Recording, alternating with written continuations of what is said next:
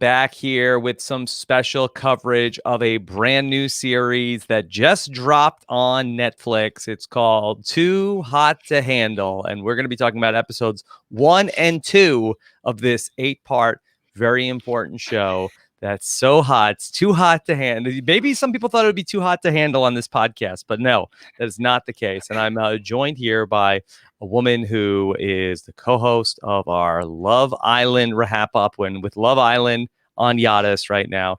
It's a great pleasure to get to talk to her today about Too Hot to Handle, episodes 1 and 2. Please welcome Kirsten McInnes. Kirsten, how are you? I am doing so well, Rob. Thank you for having me on this Too Hot to Handle adventure. I heard you might be considering possibly covering it, and I jumped in. I said, there's no Love Island. Please let me talk about hot dummies on an island. It's all that I know. Yes. Okay. So we have a lot to talk about here. We'll talk about all of episodes 1 and 2. If you are not going to watch the show, I think that this is fine to listen to. We will explain what's going on. It's not that high concept. Please, no spoilers in the chat here. We are streaming this live, and we're going to be talking about episodes 1 and 2 today. And you never know who might walk through the podcast door if we have any special guests along the way. But I'm excited to talk about this with you today, Kirsten, as a 4-part podcast series where we will be talking about episodes 1 and 2 today. And then Kirsten, midweek, we'll talk about episodes 3 and 4, episodes 5 and 6 as a podcast. And then we'll all be back together for the finale. We think Friday. So this will be a journey together. We'll learn so much about ourselves, like the people that went to what do they call this? The resort? I don't know, the resort, the getaway. So in Love Island, they would call it a villa. Basically, I think much like the contestants on this show, we didn't know what we were getting ourselves into. Yes. And now we are going to go on a journey of discovery together. We're going on a journey of discovery together. So we're very excited to talk about this. Kirsten, how are you doing? Honestly, like hand to God or whatever, I only watched the first 2 episodes, and I'm actually just like, I want to watch the rest. Like, this is something that's a good thing. That's a good thing. This is something that I wish I could be binging right now, but then I'm like, oh no, I have to be like a professional, and I have to like watch it as I go. And I hate myself for that mentality because I'm obsessed with these hot dummies. Like, they're so hot and so dumb. Like, there's what a great cast. What a great cast here. And then I'm also Too Hot to Handle. Exactly. Like, honestly, perfect casting. I love that they went international.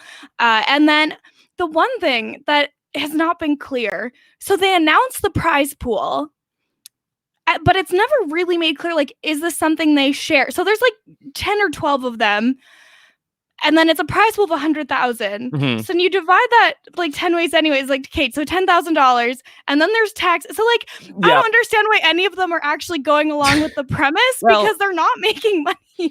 Back to the first thing about them being so hot and so dumb. So let's just explain the concept of the show, because I think some people might have just hit play on the podcast and don't really know what this is. Why is Rob talking about this show? This doesn't seem like the kind of show that Rob would normally talk about. It's true, it doesn't. It does not, but I saw the trailer and I said, okay, I really want to be a part of what's going to go on here with Too Hot to Handle. And so let me just explain the premise of the show. They've invited some singles, and these were especially the thirstiest swipers across online dating apps. I'm not sure how they found them. And I believe they told them that they were going to be part of some sort of a sexual escapade. Like, I'm not really sure exactly how they entrapped these people with what they told them in the first place. Yes. Okay. So I was talking to someone about this yesterday, and I firmly believe that they could have outlined all of these rules and exactly what they were getting into, and the people still would have been just as confused when they got there because they weren't reading their NDAs. They weren't reading these. Like, the contracts for these reality shows are an insane amount of text. Like, they could have laid it all out for them, and these people were like, "Oh, I'm going to go on TV. Sold. I'm going." Yeah, they just were. It seemed to be under the impression they're going to some place because they are going to basically like to the sex Olympics. Yeah, this is where you're going to. There's going to be people, no strings attached to this hedonistic adventure that you're about to go to, and so everybody is excited. Everybody is shot out of a cannon, ready to go. But plot twist: there's a Amazon Alexa There's Her a name is Google Home. Lana, okay? Yes. Or Lana, Lana. I don't. It's not Liana. It's Yes. not Liana. And this personal assistant device that you would have in your home talks and actually wants these people to have better relationships and more meaningful relationships in the real world. And by the end of episode 1, we'll tell them that if anybody has any kissing, any quote unquote heavy petting, any sex, money is taken off the table. There's a $100,000 prize. And if anybody is fooling around, they're losing money. Yeah, and again, it's just not that much money to be like the premise is just so weird when it's so little money. Like they're truly doing this for nothing. And based on the previews, a lot of money is going to be taken out of this such a high pot roller as we go This doesn't through. even move the needle for you. I mean, it's just like because they're gonna lose so much anyways, even when they're trying to be good, that it's like, why are they bothering? Like $100,000 split between all these people, and there's gonna be new people, coming in and out, which is it's not the definition that I know of what a grenade is, but okay, too hot to handle. So yeah, they are taking like that very UK reality vibe of like people are going to come in. I don't know if that means people will therefore be eliminated and then there's like a final group that gets to share the money. Maybe it'll dwindle down to just a couple of people and then they get more money. I don't know, but like I really would like the rules explained to this because they have not done a good job of it. Kirsten, you bring up a lot of great points. We have no idea. Are there eliminations? Is there one winner? They seem to be acting like there is one winner and not that they're splitting this prize pool. I don't know if we can put any sort of motivation onto these people. Yeah, we don't know. Well, we know one motivation. They are very motivated by lust. That these people are. It's a thirsty group. Should we go through all of the people? Yes. Yeah, I would love to. Let's go through them all. There's my other question for you, just in terms of big picture, is that people have wondered: is this the same place as Love Island? Do we have any idea in terms of? Okay, no, it is absolutely not. The Love Island villa is a very specific look. It is very iconic. You would know, like just by the pool alone that they have on the Love Island villa, you would know. This, I believe, was a resort in Mexico after creeping Francesca on social media. Okay, so, all right. Appears that they were in Mexico. I didn't even think to look at anybody's social media that was on the show. That's why you're the expert, Kirsten. Okay, but to be honest, I only looked at Francesca's because she is Canadian. And she says she has over 300,000 followers. And she does. No lie. She did not lie about that. She has a ton of followers. Yeah. And with good reason. My second question for you is is the narrator the same woman that was the narrator for the US version of The Circle? Okay, yes, because I was going to ask you the same question. I was like, that sounds very familiar to me. And they have honestly, one narrator at Netflix. I kind of like the way that they did it, though, where the narrator is just doing the voiceovers and we never have to see her just pop up standing in front of the villa. No, we got Lana for that. We have this weird plastic cone that can communicate with everybody. Do you think that they will switch from using The Circle social media and use Lana in the next seasons of The Circle? Yeah, and why didn't they have Joey from The Circle as the crossover person to, hey, if you like The Circle, watch Too Hot to Handle. Message! Chloe! First of all, perfect casting, but I love Joey Sasso. I'm very vocal about my love of Joey Sasso.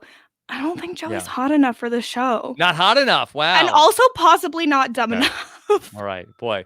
Kirsten is not gonna be happy till nobody from the cast of The Circle wants to be friends with her anymore. I mean, okay. I have never been that mean about any of those people. No. And I'm sorry. You go on a reality show, sometimes people don't love you as a character. Doesn't mean they know you as a person. Yeah. Spoiler alert, nobody from Too Hot to Handle is going to love us after today. Okay, spoiler alert, none of these people know what a podcast is. They only know about a podcast, not a podcast. Okay. All right, Kirsten. So we just get thrown right into it. Okay. Basically, we hear about the luxury, no bone zone, and then boom, Let's start meeting people. Do you want to tackle them in a particular order, or do you want to go by the order Royal Rumble style that they arrive? Let's just do the order they arrived. That's Okay. the order I have it in my notes. Okay. All right. First up, we get Chloe. She's from the UK. I actually find her to be one of the most non-problematic people that are there. She's dumb. She seems to know it. Yeah, she has the self-awareness where she says she is not the brightest spark in the book, but is how she describes herself. Yeah. But like she seems just like very fun. People from Essex often end up on Love Island, and there's even like other shows specifically about Essex, just like the party culture there. And people are always like, oh, Essex is like trash. That's like the trashy UK accent. But I like love Essex accents. Yes. I just think she seems sweet, and like she calls herself dumb, but I think she might be one of the like smartest people that are there. She might be the best on the show. I think Chloe might be the closest that we get to having somebody to root for. I mean, not to get too ahead of myself, but I'm obsessed with Haley. Haley. Okay. Haley. Okay. All right. Let's get there. Well, let's get there. All right. Well, all right. So let's go. So Haley, Chloe arrives. She says dating is a part-time job for her. People are texting her while she's even talking to the producer. Yeah, she gets a Snapchat of a picture of a man's boxers. Yeah. Okay. This is nothing new for Chloe. Here comes Sharon. Am I saying that right? Yes, Sharon. And he comes in and he leads out. People who aren't paying close attention like us might think, oh, he immediately says he is a feminist. But no, what he says is yeah, I would consider myself a feminist, with like a smirk on his face. Yes. And then he talks about how he studied women and gender studies in order to get women, which is, the goal of feminism, obviously. Yes. He's also on Christian Mingle, the website. Yeah, he said, any Christians, give me a call. So he does not discriminate. No, he's open. He's open-minded. He talks a lot about how proud he is of his genitals. There's an air freshener picture that I find deeply alarming. Yeah, I hear that. That they asked him, he volunteered the information. What are you most proud of? What are you most proud of? And there was one particular body part that he was the most proud of, and he says that he has a picture of it next to a air freshener can. And then he holds up an air freshener can, and it's like, dude, it's too much. Like, honestly, who wants to get Glade? Honestly, terrifying. Like, truly one of the scariest things I've ever seen on TV. Air freshener. I'll never look at an air freshener can the same way. I don't think any of us will. It's impossible. No, I don't think so. But yeah, like Sharon has tattoos. He's from, was he the guy from Jersey? He's from New Jersey, Sharon. Yeah, he was he's a treat. And so he comes in, obviously him and Chloe, they're cute. It's all good. But then comes in Haley, who is an icon. Like, Haley is a treasure. In her first like 2 minutes on the show, first she's like just talking about her sorority and how it's so much fun. They go to frat parties, and she's like, oh yeah, once a girl fell off the roof and broke her neck. But other than that, it's really fun. Then she goes on, and they're talking about tattoos, and they go, oh, what language is that? And she goes, I don't know. Just not like, if anyone's thinking about getting a tattoo, you should know what language it is at least. Like, just at least know the language. So I found Haley, I think that she might be the most dumb of all of the people that's on the show. Oh, I think she might be the most dumb out of all of the people. The women, certainly of the women. On the planet. She's not smart. Yeah. But I'm obsessed with her. Like, I love her so much. Like, and then she's immediately like comparing breast sizes with Chloe. And yes. And it's just like, this is the first 2 minutes. And she is just... she's off to the races. I'm obsessed. Yes. Sharon had said, well, why don't you guys just take them out so you can compare them better? I What mean, I think household objects would they be like? Because that's how Sharon measures things. I think that Sharon would have been a lot smoother if he'd been like, okay, here, let me measure. I'll grab yours, I'll grab hers, I'll see which one is bigger. I feel like he would have gotten, more luck out of that. Too Hot to Handle takes place in a different universe. Oh, yes. Yes. This is not the world that I know. Well, that for so many of us, it's such a relatable problem that everybody here in this world has, where that there's just so many suitors nonstop, and then it's just this Amazon Alexa preventing anybody from getting together. I mean, that's probably what a lot of people are going through in quarantine, Rob. Mm-hmm. Yeah. Their Alexa just pops up. Whoa, you just lost $3,000. Mm-hmm. Right. That's probably what it's like for some people. It's like, I matched on Tinder, but I quarantine. Now, do I risk it or? I mean, I for the record, I was gonna say that all these people are violating quarantine. There's no chance anybody who's appearing on this show is not going on Tinder dates right now. Haley is on the beach in Florida right now. She was at spring break. I am worried about her, back on the beach. Honest. She might have taken a day off. Well, and the thing is it's like, as a single woman, I'll like lightly look at the apps for maybe 5 minutes at a time before I realize I hate everyone alive and I put them away. But I have seen people on these apps that are like, hey, the bars are closed, but we've got booze, like come over. And it's like, it's not how it works. That is how you get coronavirus and HPV. And I think everybody should not be doing that. You're saying Tinder is not an essential service? Absolutely. And like all the apps are also doing, like normally you can like pay money so that you can swipe in a different location. Like if you're going on vacation and you want to like line up some people. And now I'm getting all these notifications like, hey, we're doing it for free. You can set your notification to like wherever you're going to go after this. And I'm just like, who's out here looking for a pen pal?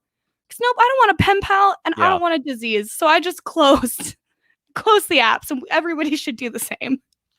Close it down. These people are not closing the apps. No, they are. They have nothing else to do. They are exclusively swiping. Yes. Yeah. Okay. All right. Okay. Then we get a twofer. David and Harry show up. Two gentlemen from opposite hemispheres. Two accents coming in. Yes. They have the two hemispheres, they say, and then David is like, I am a British gentleman. I just want to be a person that my mom would be proud of. And then he goes, hashtag I love a sex party. I'm sure your mother is very proud, David. Yeah. There's a lot of hashtags in this show. He gets hashtag loves a sex party. And I was really, wait, hold on. What does that say? Love is a sex party? What am I, that I really, that did not roll up the tongue. You're like sex party. X party? What's an X party? And that's, so one of the things, like Netflix is going through kind of like a renaissance of reality TV right now. Yes. And I think that what's really successful about it is that they are leaning into how the UK does reality TV. Yeah. This is like very Love Island energy in like the messiness, the way the graphics are, they're even like the location where they shoot their little intro, very reminiscent. Like Netflix is doing it right because they're doing what the UK does. Like I think if Netflix tried to go into like the ultra competitive, like the Challenge, Survivor, Big Brother, like I don't think it will work as well. But this is just, it's perfect. And there's like such bingeable shows. Like, man, Netflix, they know what they're doing. They need to just stop doing everything else and just do reality. Okay. All right. Netflix is on top of the ball. Could we just go back to the sex party? This is a party of course. You go to, and then everybody is having sex at this party? My assumption would be that it's a party you go to and you will have many opportunities to have sex at the party. Okay. Certainly, I've never been invited to a sex party, so I wouldn't think I've go. Ever heard of one? Yeah. So I can't give you the hard facts on that, but I don't get invited to a regular party. I mean, nobody should be going to parties right now, anyways. So we're the ones who are winning now, Rob. Yeah, nobody has it tougher than the Too Hot to Handle singles right now. I'm worried about them. Are they okay? Are they healthy? Think so. Because they've probably gone out. Like, are they sick? They need to go back to the retreat for their own safety and for the public safety. They needed to be sequestered together. Yeah. They needed to go back there and then just like smash Lana with a baseball bat. No, I bet they kind of like Lana by the end of it. They're Only probably Matthew just like, does. Only Matthew does. they're like, Lana, don't look. Like, cover your eyes, Lana. You don't want to see what's happening next. Okay, so let's talk about Harry, who I think takes the cake for being our dumbest cast member here. So, Harry is a very attractive man, but he's a very dumb man. He's very dumb. He walked in and I said, oh, I find him very hot. And then my second thought was, because I find him very hot, he is made of red flags and I must stay away because that is the trend in my life. And he's like, oh yeah, I DM celebrities all the time, but they never DM me back. Yeah.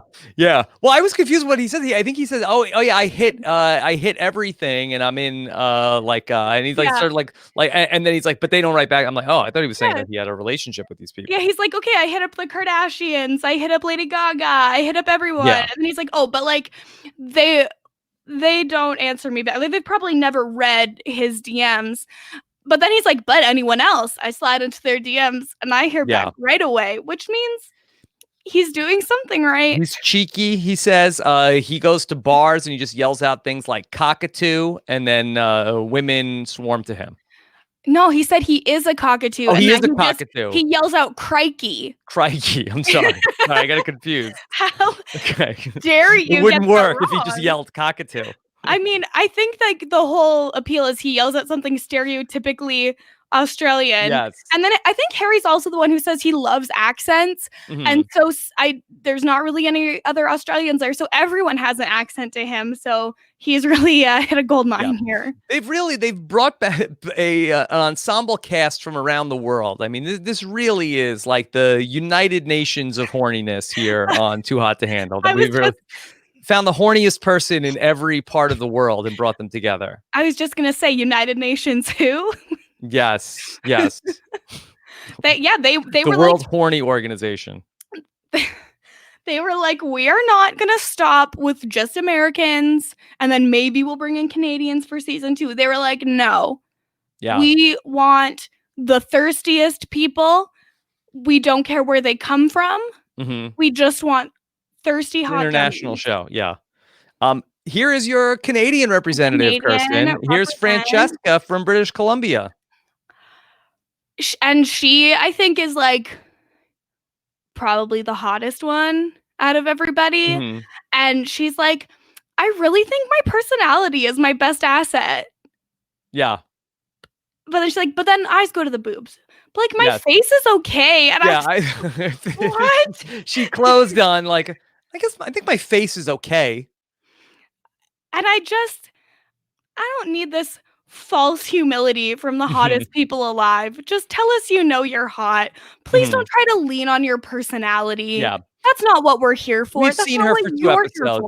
Personality, not the best trait for Francesca. Not even an okay personality. Personality.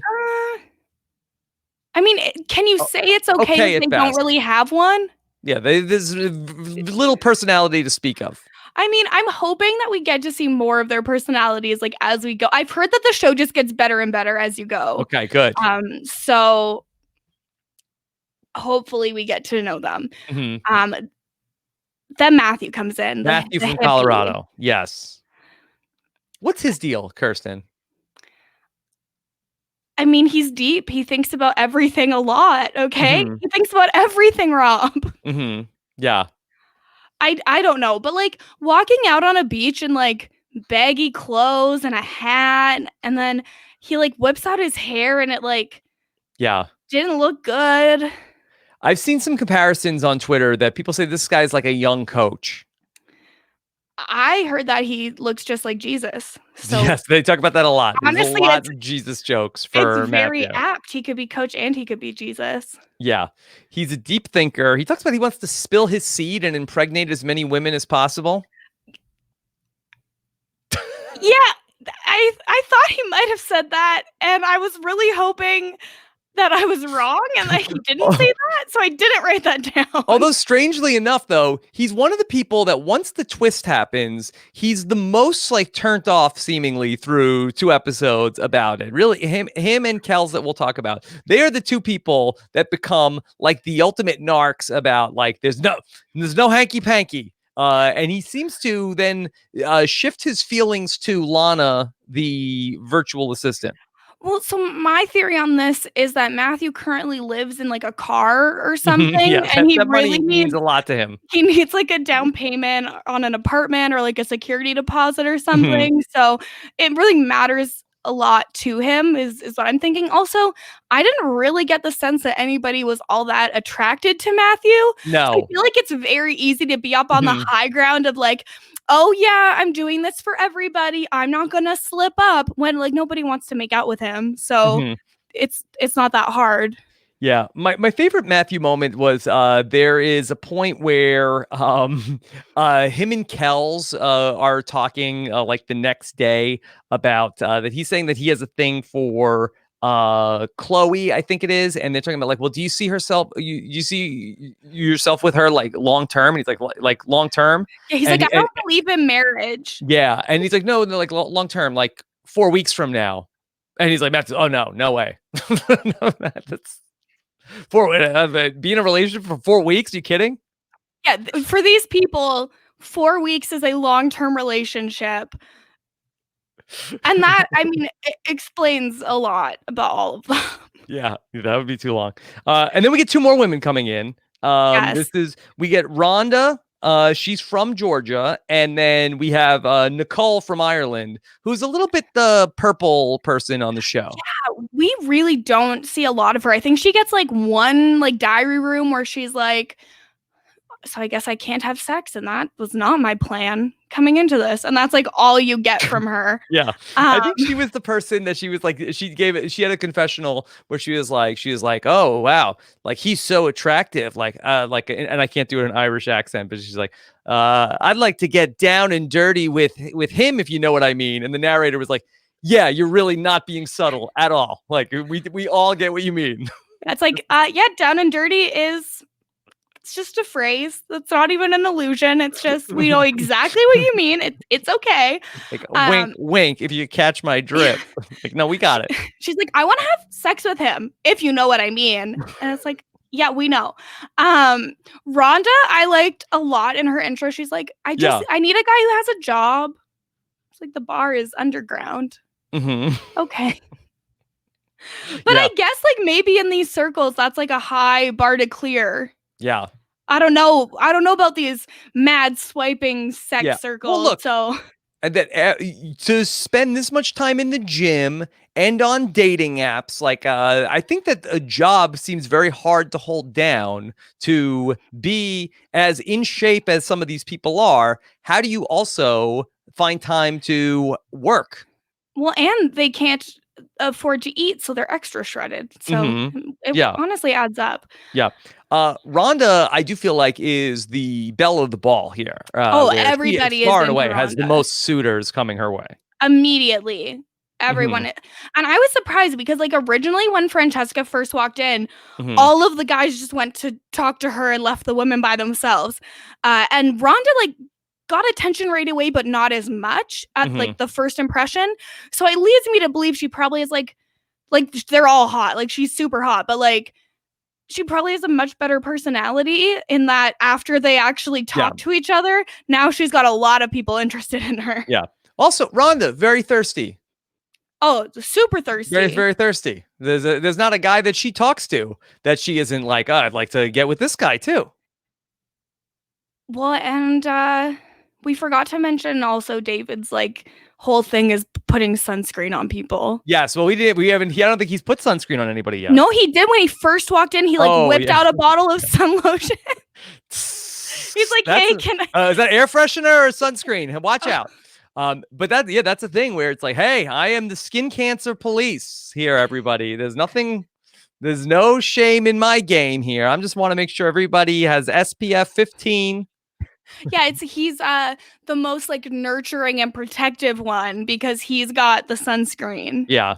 And then finally we have Yeah, Keltonson. yes, Kells, who's really presented as he is the ultimate alpha. He is the king. He is like Zeus. That he says he's a lion and he watches the Lion King.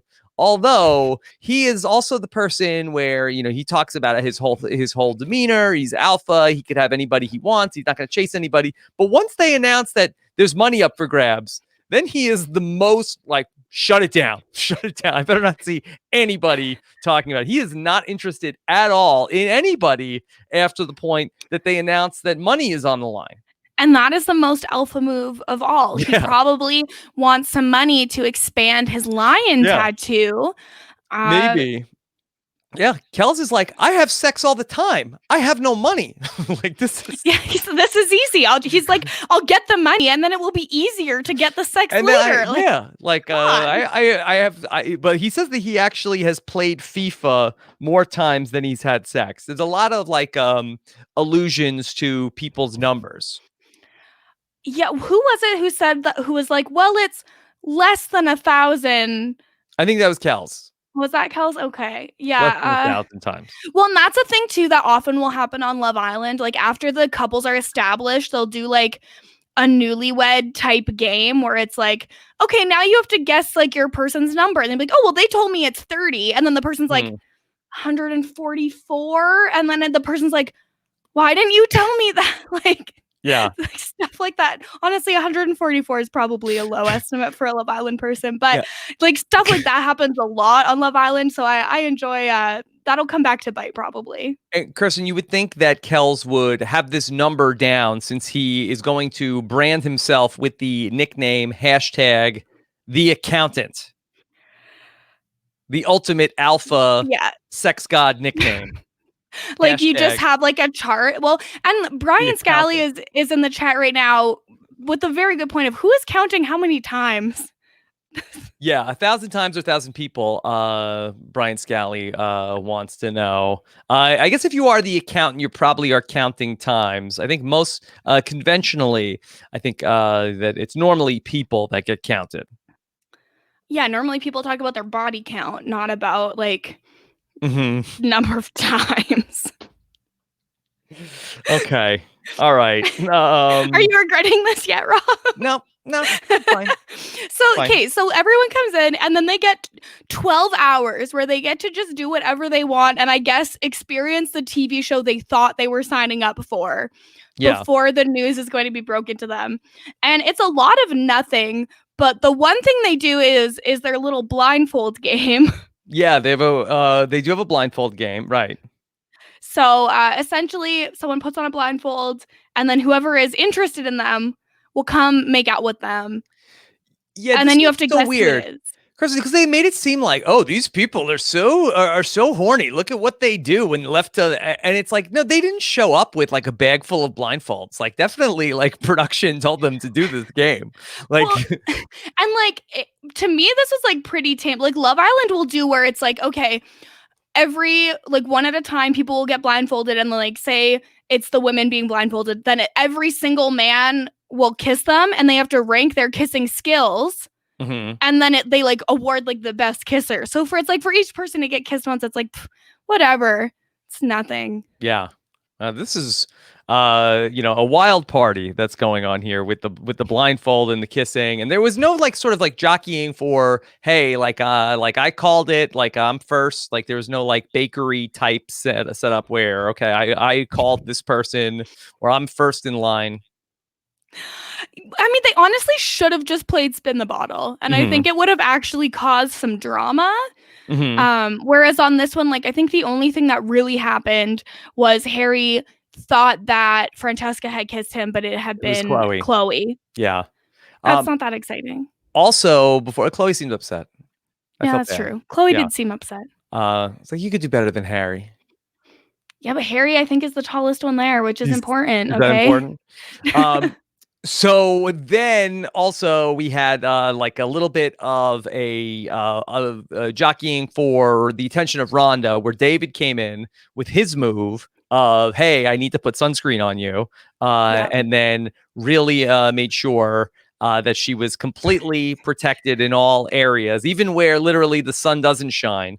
That she needed to make sure that we got that area covered as well. And then, but here comes Sharon, and I thought, okay, Sharon, maybe he's drawn dead here, maybe after Yeah. David. But no, that because it seemed like that she was not as interested in, and then I was blown away that he went in for the kiss. I'm like, oh, she doesn't like this, but she did. Yeah, it was I was totally blindsided. I really was like, "Oh, okay, well she has like the sunscreen connection." But obviously, No, we just don't understand these people. because he went in at like an awkward angle where like he was like, I'm like, this is not happening. But It was very weird. yeah. Yeah, but Sharon called his shot too. He said that he has so much game and watch this, and he was going to go in there. And then he's a super. And she even said, "Oh, he's super confident. That's my ideal guy." Well, and I feel like it's one of those things, though, in this situation. Like, I'm sure Sharon does very well in the real world, but he is currently in an atmosphere where all of the people came in with that same mindset. Like, I think he probably would have had luck with almost any of these women Mm-hmm. just based on the fact that they're all like the same like kind of person. Mm-hmm. Yeah, it's he was amongst talented peers. Oh my god. So it seemed also that there was like maybe an issue also where they had to like arrange the pillows. It seemed like maybe the air freshener was getting in the way also. Yeah, it was yeah, you cover that up. Don't let that bother me. Yeah, yeah. Uh and that's, before anything goes crazy. Yeah, yeah. And so ultimately, we get to the end of night one with the big twist where we find out that it's going to be $100,000 for no sex, nothing of any kind. Who do you think reacted to the news the worst, Kirsten? Oh, I mean, all of them, it was like the world was ending. Like, not one of them had the reaction of like, oh, Yeah. okay, like, oh, there's a twist. Like on like X on the beach, they find out, oh, surprise, you're on X on the beach, and all of them are like, oh, this Mhm. sucks. But like these people, it truly was like the world was ending. I think Harry in particular, probably because he and Francesca had We're just so been, close. Seem close. getting hot and heavy right before. But Yeah. like truly all of these people were like, what? And then when it was like, and no self gratification, then Yeah, it all that really broke seemed loose. like that was the last straw for some of these people, where it seems like that this was not allowed, and they were like, wait, what, I can't even, like, Well, yeah, no word on how they're monitoring this. I mean, there's cameras everywhere. Like, Yeah. I feel like it's one of those things where like you would get caught. It's like just when people know when stuff happens on Big Brother, right? Um, but Yeah, like I but think on a Big lot of them were. Brother, do they have this rule on Big Brother? And I don't know if if they got into this with you, Kirsten, from Big Brother Canada production. But is this already a rule? Is it just frowned upon? Is it not frowned upon? The only thing I know is that you are not allowed to bring any aids for your Yes. self Okay. Got it. gratification. Got it. But But I don't think it's against the rules. was this a big part of the plan for a lot of these people coming Oh, into Too I Hot think to Handle? I think so. I think these Mhm, people were like, well, first of all, they came in thinking, "Oh, I'm gonna have a lot of sex," and then they were mhm. like, "Okay, sex is off the table," and they're like, "Oh, that's fine. I'll just take care of it, and then Yeah. like I'll get rid of all the frustrations and be fine. We've got this." And then they were like, "No, you can't do that," and they were like, I was No. so sneaky. I Yeah. had the perfect plan." Yeah. Sharon, I think even tells everybody, he's like, I should have knocked one out yesterday. What was I thinking? And I just, I feel like most of them probably did, even just like in preparation for what was going to happen. So they really screwed up. Yeah. Yeah. They were probably like in training for that. They thought they were coming into this like sexual Olympics, and now no chance of sex for anybody tonight. And again, I feel for all of these people. Like Yeah. they don't know what else to do. Yeah. So that our heroes actually talk about they try to explain what this is like. I'm not sure if this is Kells who makes this analogy. He says basically it's like being a superhero and then going to a place where you don't have your superpower anymore, where these people are the best people in the world at getting the sex, and now this superpower has been taken from them. They are just mere mortals again. Yes, and I mean, I can't think of a more apt comparison, Mm-hmm. honestly. Um, and like the one thing that is brought up is that it's like you guys have meaningless sex. You don't have deep relationships. So the Yes. purpose of this show is that you will learn how to have real relationships because you cannot Mm-hmm. have the physical aspect. And I mean, that's a cute thing to say and all, but I mean they're young and hot. Who Yeah. cares if they're having meaningless sex? Right. Dislike that the show tries to like have like this moral high ground Yeah. of like, hey, like this is a trashy reality show. We're all on board. Don't make it like that we're gonna learn a lesson after this. Don't tell me that somewhere at the end of this, Sharon and Harry have completely changed their tune and are only having deep, meaningful relationships. Don't tell me Sharon isn't still texting the air freshener picture 7 times a day to people. Yeah, he's gonna Snapchat it straight to Chloe when this is Yeah. all over, okay? Especially these people were out there like this before they were on TV. Yeah. Now add some reality star fame into the mix. Listen, the quarantine might be the only thing that saves these people. These people might have been dead if not for the quarantine. I mean, but we all know they're breaking quarantine. Yeah. They Yeah. just might have fewer opportunities Fewer because opportunities. the fans won't be meeting them at the bar to do Yes. so. Yes. We have to hope that the Oh. fans are protecting themselves from themselves. Yes, please, everyone who's a fan of this show, Mhm. just stay in your house. Stay in your house. Okay.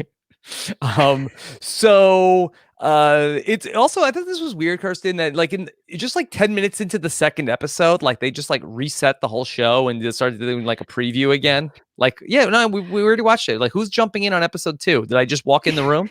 Yeah, the second episode had weird pacing. At one point, I was like, "Am I watching the third episode right now?" And then Mhm. I checked. I was like, "Oh no, still the second episode. It's just Mhm. longer than I thought it would be." Yeah. Yeah, just very bizarre. They also they're like, "Oh, I can't believe they gave us so many condoms, and we're not even We gave allowed him a to lot have of condoms. They sex." really did. Yeah. I mean, they knew that these people were not going to follow the Yeah. rules. Like they're looking out for And them because they won't look out for themselves. yeah, and also these people are rule breakers. They probably weren't using condoms anyway, right?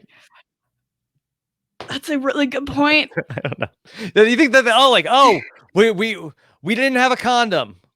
That was stopping anybody on this show? You're right. If And only. they certainly weren't out there using flavored condoms, okay? Um At one point they were just like, we're so bored. Let's just see what these yeah, taste they were like. like, "Oh, I've never tasted a flavored condom before. Yeah. Let's They're like, oh, crack them open banana. and see." Yeah, it was they're like passing them around to like share the flavor.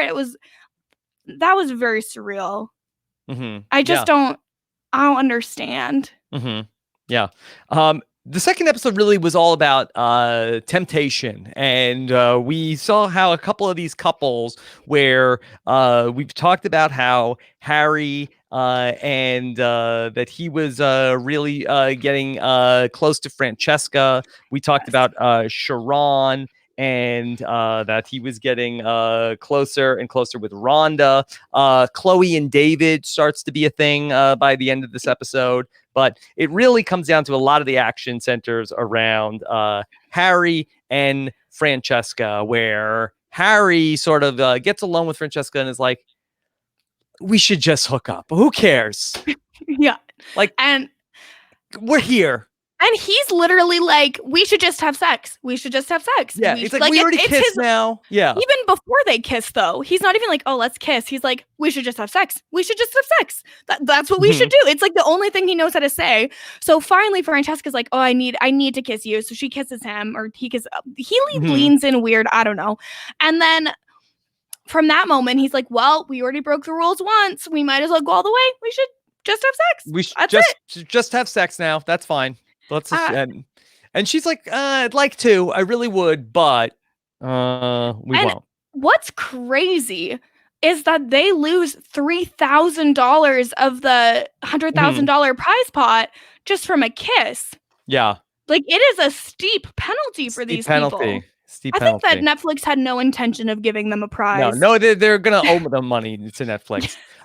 Kirsten, but I'm very excited because we do have a guest here to talk with us today about what's going on Too Hot to Handle.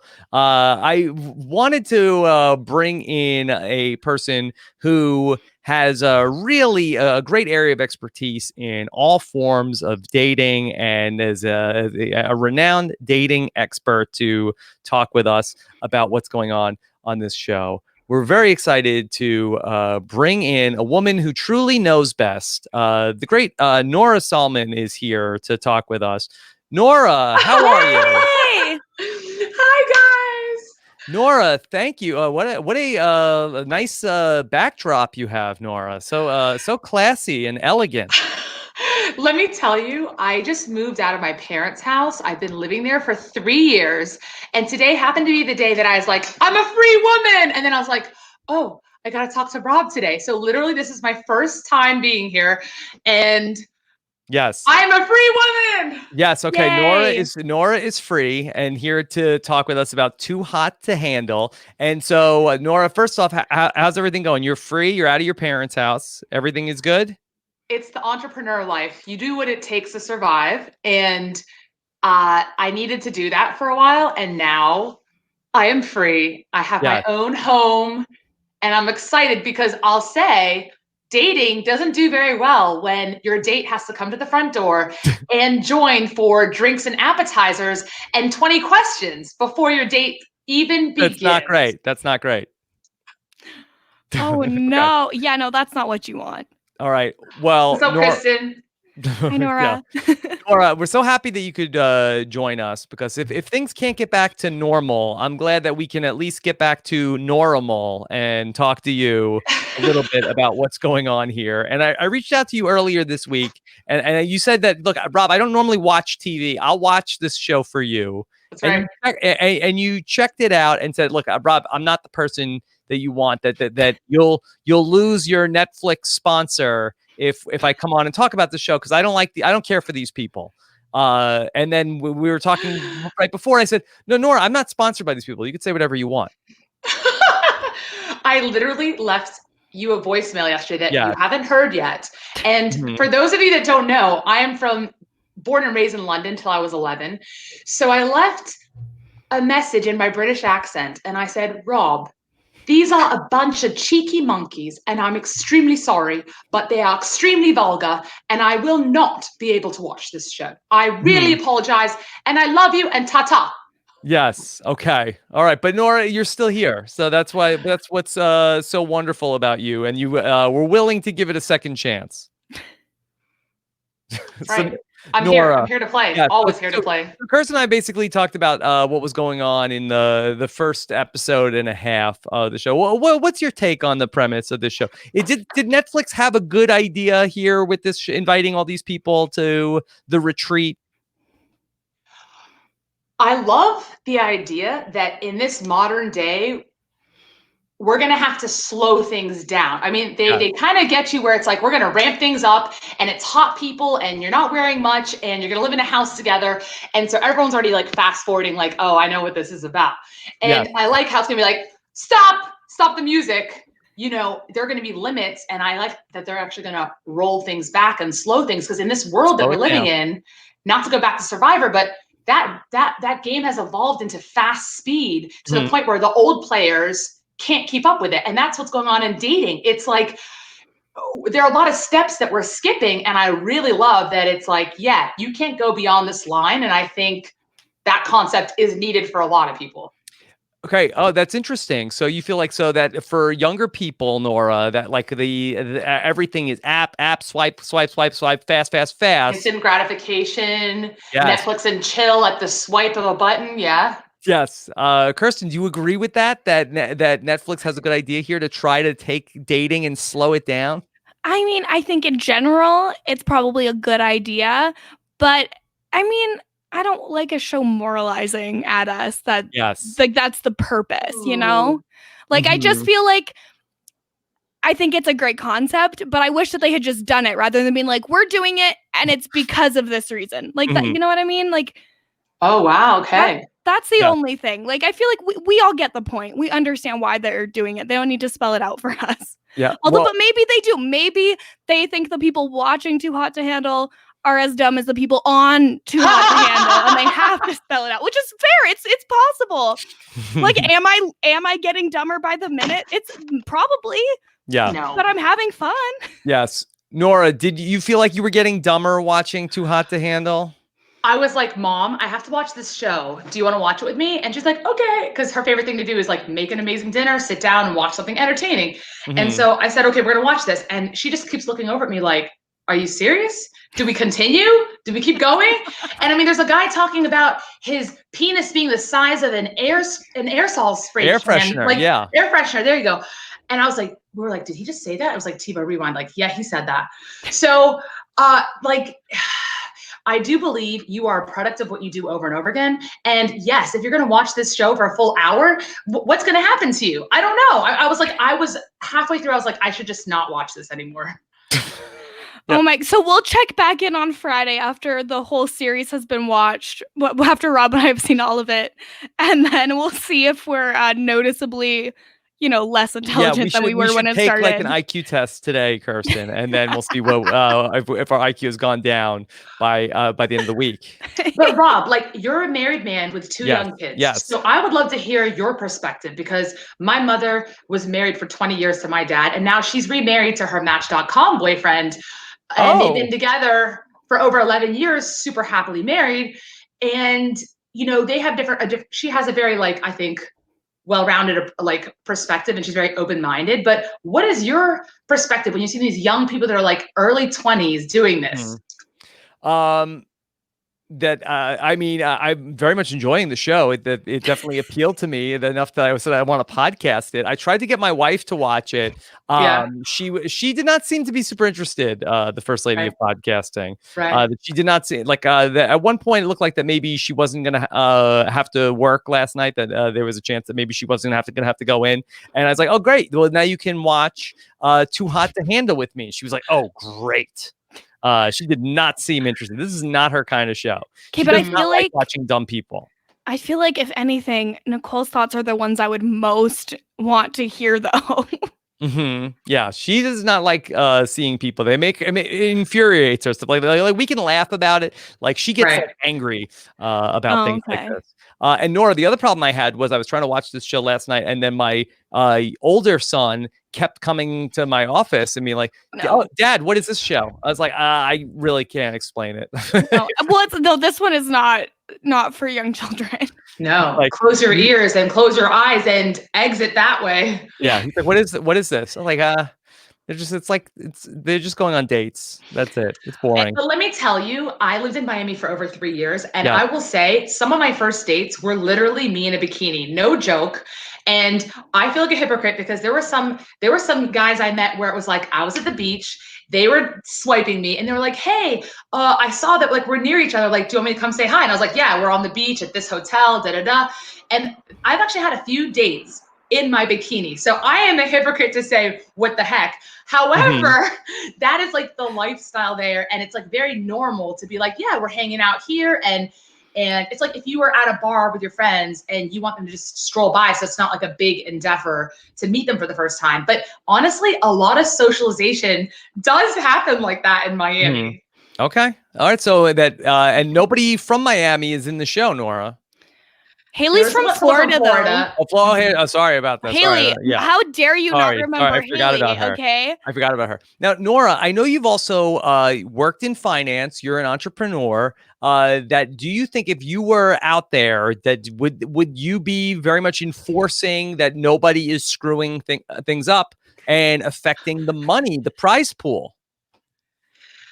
The thing is, first of all, 100K is not that much. Mm-hmm. So you're like, with 10 ways. Yes, correct. And so you're like, all right, well, it's kind of like, what do I give to get? And so when you think about how much it's going to dilute, I actually think I would have a lot less fun if I'm like, you're not collecting coconuts, you're not collecting sticks on your wall. Mm-hmm. If I'm like the one saying, trying to enforce everyone, I'm not going to have a great time. And they're probably going to do it anyway when I can't see it.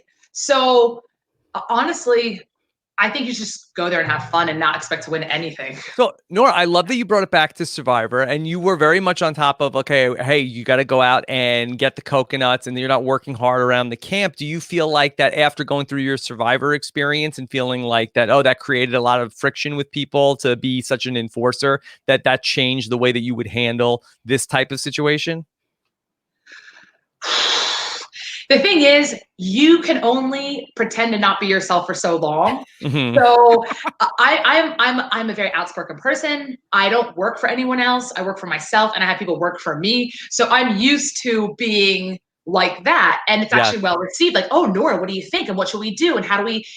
That's what I do for a living. Like, I get paid to improve people's situation, whether it's financial or it's health. Like, people are like, what do I do next? Like, they like it, and now when you're in a room with people that are like, don't tell me what to do, it's like, okay, how do I live in this environment? Mm-hmm. But you do learn, there are times when it's worth saying something, and there's times when it's not. Mm-hmm. But that's a good example of, okay, they're in a situation. We need to build a shelter. If we don't have a shelter, we're all in trouble. So I think usually if one person voices it, usually some people will bring it in if they have a similar feeling, but they're too afraid to be the first to do it. Nora, did you have one particular guy that was your favorite that was on this show? They're so young that they don't appeal to me. In general, they're like boys to me. However, I did like the guy that came in with the most clothes. I like that he's like, who's Matthew? Yeah. Wow. You see, he has a peekaboo effect that girls have lost. The girl with her boobs popping up under her top is the complete opposite end of the spectrum. Yes. This guy's like, you don't know what hairstyles under here. You don't know what these Aladdin pants have going on. Is there like a thong under here? Is there nothing under here? Like, I was like intrigued by him. Like, don't give us everything right now. Okay. This is insane. I'm floored because Nora, you weren't here, but Rob and I were both just like, who is this guy? What's he doing? Like, what's this hippie's problem? Like, what's his hair when he brought it out from under his hat? Like, he should have at least had it like looking. He's like, yeah, I wash my hair sometimes, and I was like, oh yes, hasn't been a while, buddy. Like, doesn't look like it. Like, I'm shocked, but you know what? It goes to show everybody has different types.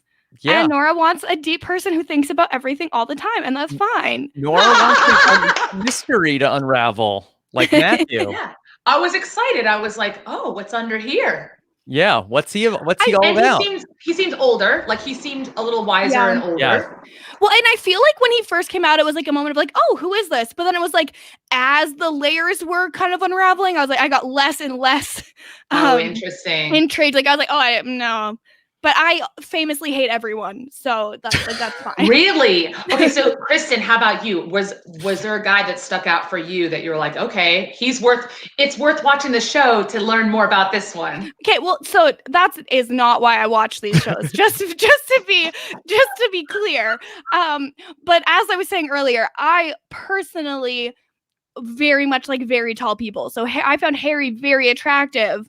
But to me also, the minute I find someone attractive, I'm like, they're made of red flags. I need to back away because it always bites me in the butt. So I think Harry is very hot, but as we've seen, he's very dumb and bad. So does he not look like a boy to you though? Like I feel like it's like almost prepubescent. Like I don't feel like I'm allowed to be attracted to him. how old is okay? I need to look up how old Harry is now because now I'm afraid that I'm a predator. Yeah. Nora Class. Yeah, he does look very young, and he also acts very young. He does seem like he does. He acts like he is a child. So he now seems I'm like a very, teenager. Very He's worried lucky about he has this. his accent. That's what makes him more He's exciting. okay. So he's 23, which is very 23. young, but Okay. I'm only 27, so I feel like I am allowed Okay. to think that he is cute. Though I would never ever pursue a 23-year-old. There we go. Okay. Yeah. So that Harry that we're talking about, Nora, that he ends up having this situation in the second episode where he ends up having a kiss with one of the women, Francesca, and that she and him. She's hot. She came in hot. Yes. Nora, I want to ask Nora a question. So Nora, they lose money from the 100,000 every time something happens. How much money do you think a kiss loses from the pot? It's so funny. You read my mind, Kristen. I was going to say, so wait, how much does a kiss equal and how much does sex equal? And, you know. So what would you think a kiss would be worth? Well, let me ask you this. If it's 100K and they have total, how many people? 10. 10. So it's like each of you equal 10K. So like if I'm worth 10K, a kiss better be like 1,000 or 2,000, like not more than that. So I can have a little indiscretion and be like, oh, that was good. Now I'm like pacified. Yes. Okay. Well, it's 3,000, so you were close. Yeah. I think that's fair. See, I thought that was I wish crazy. it was 1 or 2. No, it should be really? $30. Nora, they're going to be out of money soon. The money is going to be gone. What happens when it's all out? What happens? Do they all have to go home? I think they have owe to just Netflix money. Yeah, they pay Netflix. They have to start working there. It's like you guys all owe us $30,000 at the end of the show. It starts going out of their if they're getting an appearance fee as well, it starts coming out of that. Right. Yeah. You go negative. That was just a draw. Now you're going against your draw. Yeah. So Nora, it ends up being revealed to the entire group of, hey, everybody, just so you know that there was a kiss. Kirsten, does Lana the disembodied assistant does she reveal which two people it was? No, she does not. She just says like there has been a thing, there was a kiss. But because at this point Francesca had already told Haley, and then Harry had told all of the men, so everybody knew who had kissed anyways. And this is where we get a big fight because Harry told the men that Francesca had kissed him, but really he had kissed her. So when they start screaming at each other in the middle, like I was very drawn into this fight because I was like, it's so funny because he looks like the youngest and she looks like the oldest of the girls. And it's kind of funny that they were the ones that were like, yeah, we're going for it. Yeah, but everybody believed Harry. Like, oh, Harry's a nice guy. He wouldn't that if he said that she tried to kiss him, we believe Harry. And then it's like Francesca, she seems like she'd be a liar. Honestly, misogyny. Literally, people. How many times do you have to tell you to believe women? Like, I'm not kidding. Wow. Yeah, Kristen. Yeah. Kirsten. Oh my God. Yes, Kirsten. It's okay, Nora. I'm sorry. Okay. I can't read. It's fine. Yeah, and then it got kind of like nasty. Like I kind of felt like, oh well, they're not gonna believe. Like he definitely seems like the dumbest and horniest person here. Like they'll believe her, but no, they didn't. I think the other women didn't love Francesca. Yeah, it was very, very strange. But what came out of this that was so brilliant is there's kind of this thread that it seems like Haley really has a crush on Francesca. Yes. And so she schemes with Francesca that they will kiss each other just to take $3,000 out of the pot to stir things up just to get people in trouble. That's the cliffhanger for the second episode, where then Francesca, to get back at everybody who didn't believe her, then she and this other girl Haley decide we're gonna get back at everybody by we're gonna make out, then take out another $3,000. don't fight fire with fire. I don't think that was the way to do it, but Yeah. is there a time restriction? Like, is it that there's a clock ticking, and after this many weeks, the 100K, or whatever's left of the 100K is yours? Yeah, I think it's a 4 weeks. 4-week filming. Yeah. Okay. Kirsten, my favorite part of when they come up with this plan, Francesca and Haley. So Francesca's actually in the shower when this comes up, and I'm like, oh, was she gonna go in there? And like, no, they wait for her to get out of the shower because they say we have to do it in front of Lana, because if we don't, because it's real and the thing sees us, and if we just were to kiss in the bathroom, they might miss, the producers might miss it. So we need to go and go in front of the little glowing thing. Well, yeah, and then it's just like when you talk to your Google Home, you have to walk straight up to it, you lean down and look at it, and then you talk to it, because otherwise, how could it possibly hear you or see you? Like, it's completely brilliant. They had to do it in front of the plastic cone, and I won't hear any negativity towards my girl Haley, okay? Kirsten, then by that logic, could I take a sweatshirt and put it over Lana? Well, yeah, because if you can't see her, she can't see you. The logic is sound. I think it makes sense. And so, Nora, then we'll find out in the next episode when they reveal to the group, okay, here two people made out, and then nobody's gonna suspect it was Francesca and Haley. How much is sex? Okay, if kissing is 3,000. Nora, nobody has had sex yet, so we don't know. Well, I just felt that because I didn't make it so far in the first episode, so I thought like she would be like, "These are the rules." They never do. No. Okay. No. All right. So Nora, how many fire tokens for then on the Too Hot to Handle? I mean, that's the thing. Like, if you know that a kiss is a slap on the wrist, you might go for it. And if you know sex is only a little bit more than kissing, then why aren't they just going to go and have sex? Mm-hmm. Yeah. I feel like it's gonna be like sex is like 10 grand or more for sure. 10? Kisses 3, sex is 10? I think there has to be a substantial difference, or else people are just gonna go straight to sex. Yeah, is it compounded? Is it? Yeah, I was gonna say, if they have sex but also kiss during, do they lose an additional 3,000? This isn't Pretty Woman. Are they really separate activities? Yes. I don't know. There was also, Kirsten, that we didn't talk about that David and Chloe went on a date. That the UK people got together. And then they were having a date, and they were like going to feed a strawberry to each other, but not kiss. They're really... so they Lady and the Tramped a chocolate covered strawberry, which it didn't work. There was also like Chloe like dips her finger into the chocolate, and David like sucks it off, and it's like that wasn't the part I thought you were gonna bring up.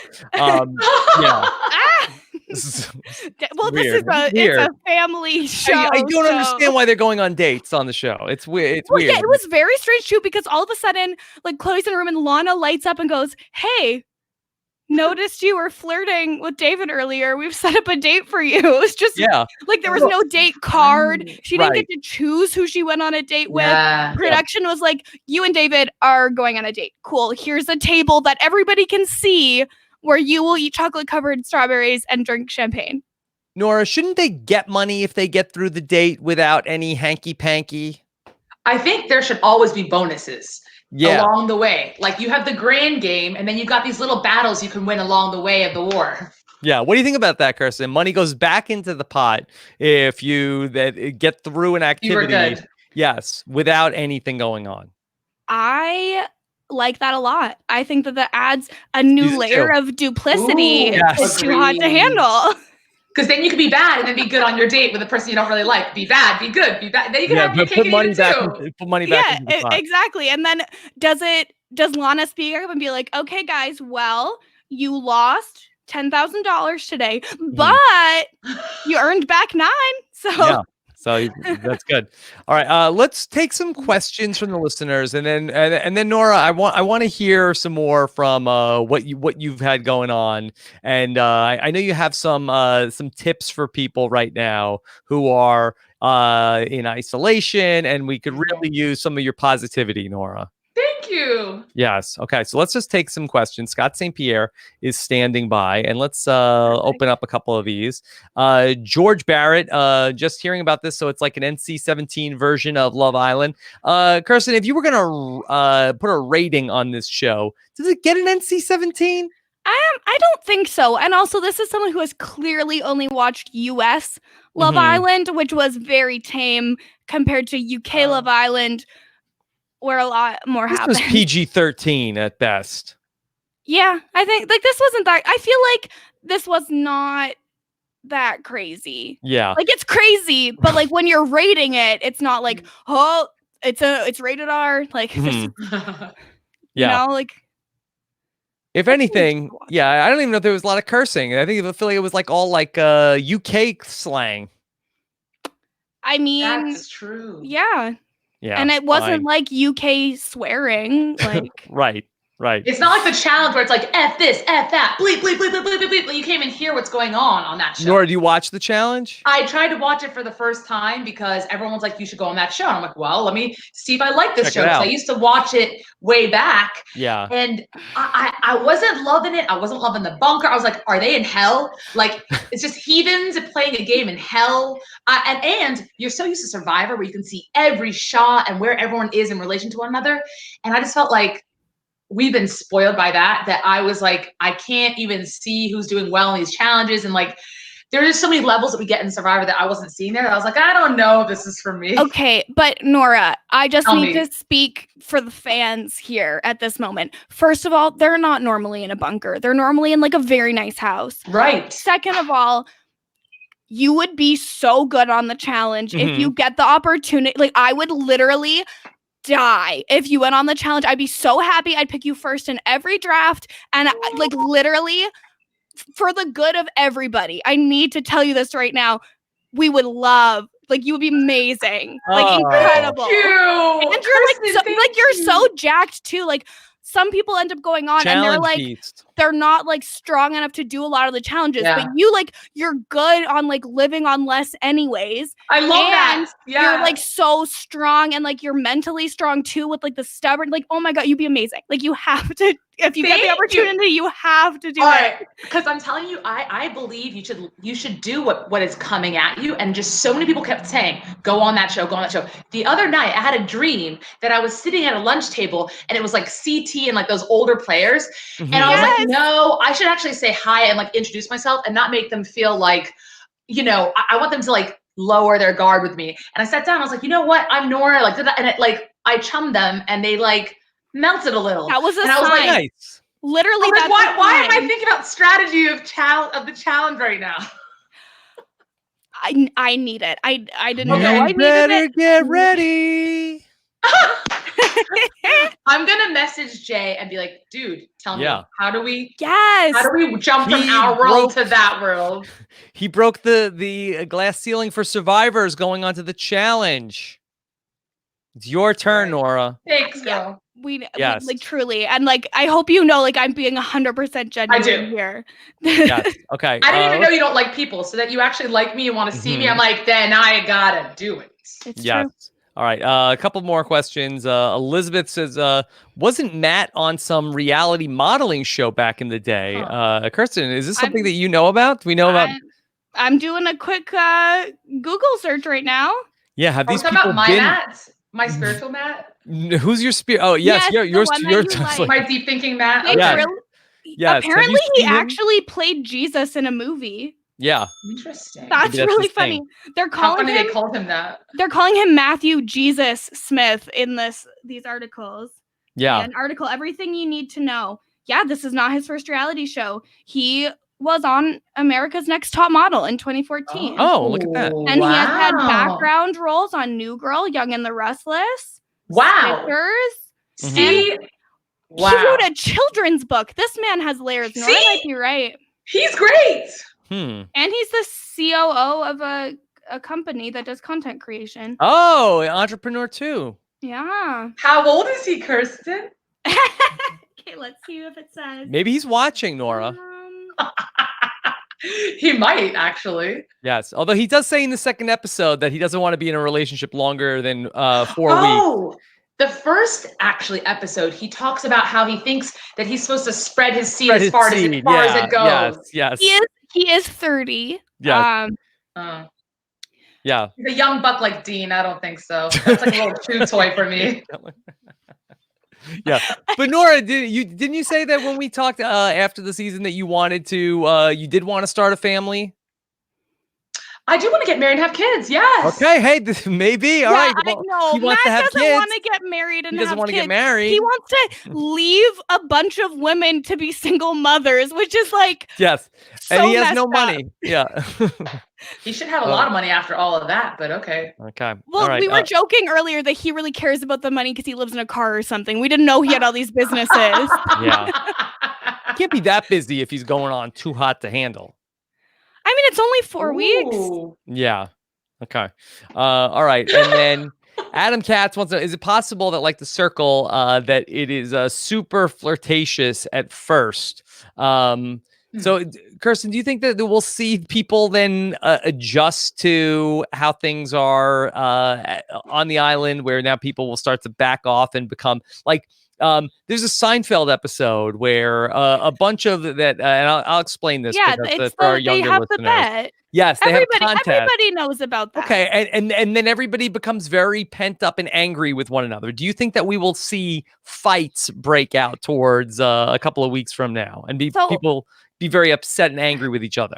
If these people had any sort of self-control, sure, but they're all just going to be hooking up, so they're not going to get to that level of anger and frustration. Agreed. Because they're just going to go for it. Like it's going to happen. Okay. All right. Honestly, just on that note, like what she's saying, I agree, because if you do nothing, if you just sit in your room all day and do nothing, you're going to only get 10K. That's not worth it. 10K, you get paid 10K to just be to yourself, and 4 weeks of that. And like what we know from these reality shows is couples are more marketable. So it might make sense for them long term to just have like a showmance and then keep up appearances even afterwards for the sponsorships on Instagram. Yeah. Okay. All right. Agreed. Yeah, Netflix, it seems like, Kirsten, like their whole strategy around reality is like, let's see if we can like get people into each other, but they can never hook up. The Circle, Love is Blind, this show, it seems it's like, let's get people flirting, but then keep them like from actually consummating the relationship. I would yeah, go ahead. Sorry. I just want to know, like, I feel like there's some sort of developer at Netflix who's got some personal issues that they're trying to work out through the new Netflix reality branch. And I'd like to ask if they're okay. Oh my God, you're hilarious. I mean, let me ask you this. Those are the concepts. There's a bunch of shows like that they've done. Have we seen any successful relationships come out of it? I don't know. I think there's one couple that's married from Love is Blind, right? I didn't watch that show, but they filmed that like a year and a half ago or something, and then they just had to all keep it secret until it finally aired in winter 2020. Yeah, Nora, we need to ask Reem. She was saying that she watched all that Love is Blind. Oh, I didn't even know she watched that show. Okay. Yeah.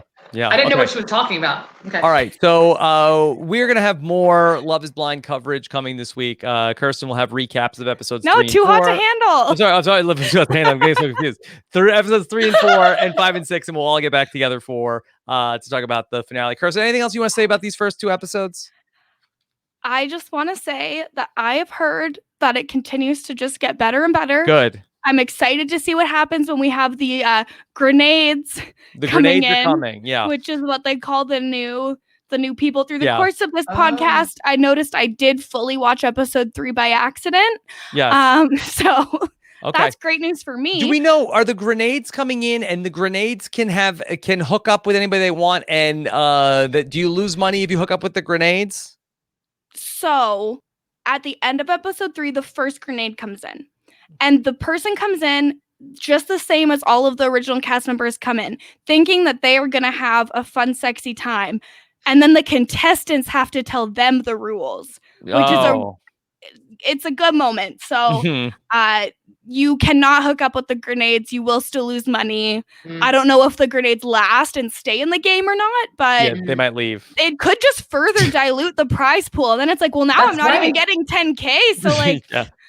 Maybe you try to get somebody. There should be a point where then if anybody has sex, then they are off the show.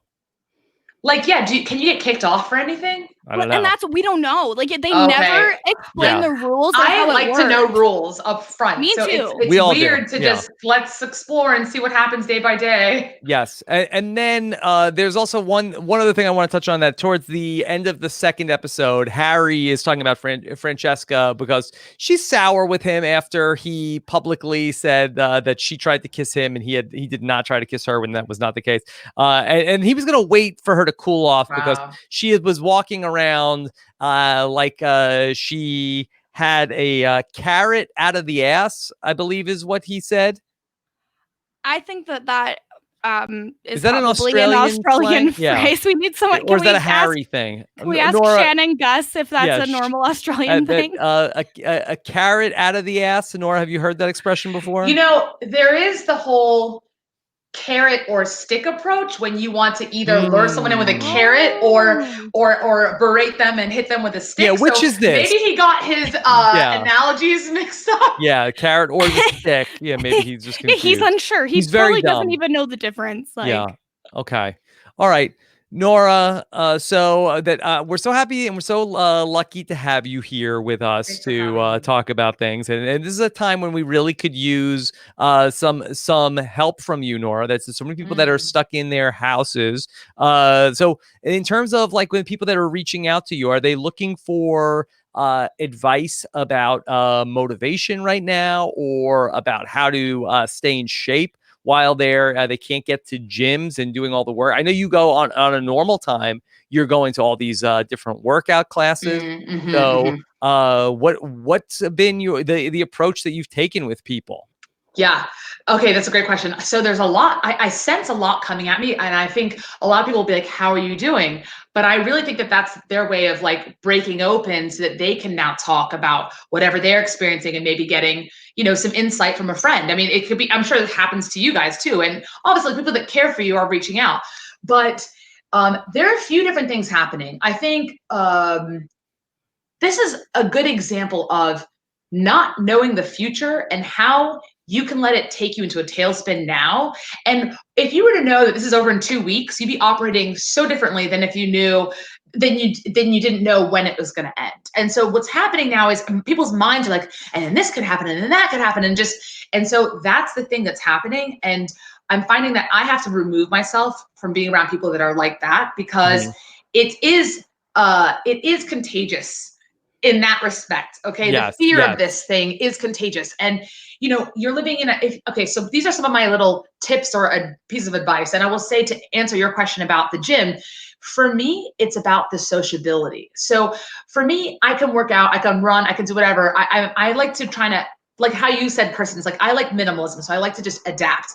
But because I was living in suburbia with my parents, it was very good for me to get out of the house and be around other people and, go to the gym. But I'm actually not going there because I think it's going to really take my health to the next level per se. It's just like a good outlet. And I think what people are missing right now is the connection. And so you got all these like online platforms, like doing these workouts. And I'm like, okay, am I going to take my phone that is already this small of a screen and put it ahead of me and actually do a workout and know what's going on? Like, I'm advanced and I can't even see what the heck they're saying. And if their talk by talk directions aren't amazing, I'm sorry, like it's not working. It's not working. So what I would say is control what you can control. And the things that really create happiness for people are connection. And if you can't get a connection externally, like your own family, you can, like what we're doing right now, like I feel so connected because we're hanging out.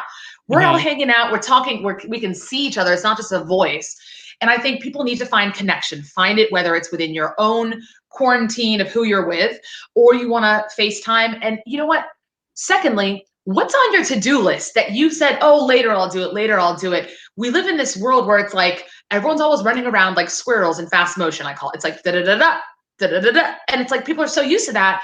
There's this like anxiety because we're so trained to be that way that people don't know how to just like take a second. So I would say take this moment, get your taxes done. The deadline has been extended, but now's a That's good the time where accountant in you, Nora. I know. And I just like this is a good moment to say as well, like Nora's right about these online videos being really hard to watch. But one that I found really useful, two of my favorite yoga instructors started a YouTube account called Living Room Yogis. And you can put YouTube on your TV. So you can like actually do their classes, and they do like smart all kinds of yoga. Like they have like a hip hop class, they have a yin class, they have everything. And I would recommend that to people who are looking for something, even just to help you relax. No, I love that. You know, I don't know if you knew this, but because I've gotten more deep into yoga, I wasn't always in yoga, and I'm still not really as in it as some other people. The point of doing yoga is so that we all are together and we can raise our vibration to this exponential level. It's not like me, you, and Rob, and we go times 3. It's like we go times maybe 15. So there is something about that, the power of us all being in the same room and doing it. But I think it goes with this whole, we're so used to being like this, and people are like, oh, just give me something to do. Okay, I'm gonna do this class. But I think it's whatever makes you settle. If your messaging is, I need this, and you get this, then you're gonna be pacified. Yep. Nora, do you do any online instruction of things like yoga or any of your fitness regimen? It's so funny you say this. So for my own health coaching program, Lean Out Now, which is, I do pretty much one-on-one. Now that this is happening, I'm like, you know what? I need to do this in a group environment and do it virtually so people can get access to this, because it's also expensive when you're doing it one-on-one, right? It's like having a personal trainer versus doing group fitness. I went on a tangent, but what I would say to my own clients is they'll be like, oh, are you gonna give me workouts? Are you gonna give me exercises? Are you gonna show me? I'm like, no. My big thing is, number one, do what you love.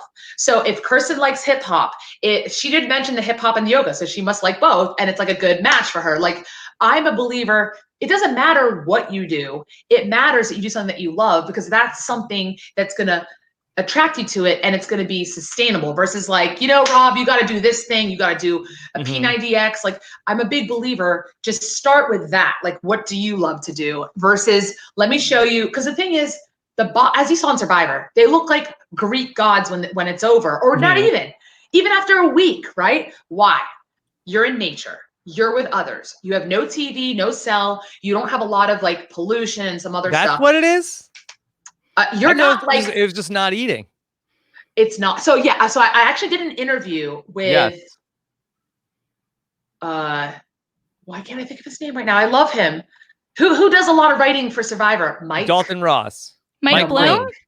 Mike Bloom.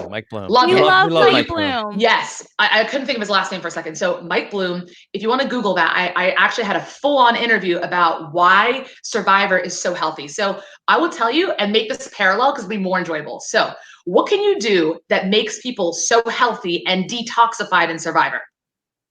Go to bed when the sun goes down. Be done eating before the sun goes down. Wake up when the sun is up. Eat in the morning. Now they've had a full 12 hours at least of eating, and breakfast should be breaking the fast. So if you're done eating by 7 o'clock and you eat at 9 a.m., that's amazing. Like, so that's a simple thing you can all do.